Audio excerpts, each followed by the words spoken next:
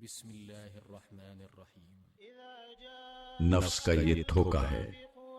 شیخ الہند مولانا محمود حسن دیوبندی کا ناموس رسالت اور جذبات کے اظہار پر تبصرہ۔ مولانا سید مناصر احسن گیلانی اپنے استاذ حضرت شیخ الہند مولانا محمود حسن کے درس کا ایک واقعہ سناتے ہیں۔ بخاری شریف کا سبق ہو رہا تھا۔ مشہور حدیث گزری کہ تم میں سے کوئی اس وقت تک مومن نہیں ہو سکتا جب تک اس کے مال، بال بچے اور سارے انسانوں سے زیادہ میں اس کے لیے محبوب نہ ہو جاؤں۔ فقیر نے عرض کیا کہ بحمدللہ عام مسلمان بھی سرکار کائنات کے متعلق محبت کی اس دولت سے سرفراز ہے، جس کی دلیل یہ ہے کہ ماں باپ کی توہین کو تو ایک حد تک مسلمان برداشت کر لیتا ہے، لیکن رسالت ماں کی ہلکی سی سبکی بھی مسلمانوں کو اس حد تک مشتعل کر دیتی ہے کہ ہوش و حواس کھو بیٹھتے ہیں۔ آئے دن کا مشاہدہ ہے کہ جان پر لوگ کھیل گئے ہیں۔ یہ سن کر حضرت نے فرمایا، ہوتا بے شک یہی ہے جو تم نے کہا ہے، لیکن کیوں ہوتا ہے؟ تہ تک تمہاری نظر نہیں پہنچی۔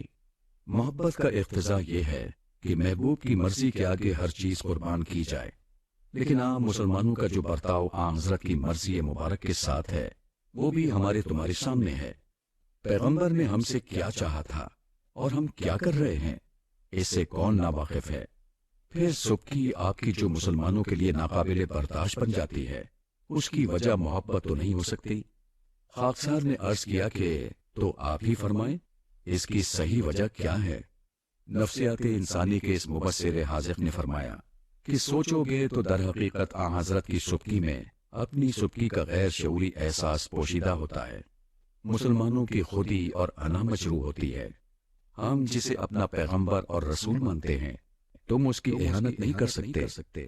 چوٹ در حقیقت اپنی اسی انانیت پر پڑتی ہے، لیکن مغالطہ ہوتا ہے کہ پیغمبر کی محبت نے ان کو انتقام پر آمادہ کیا۔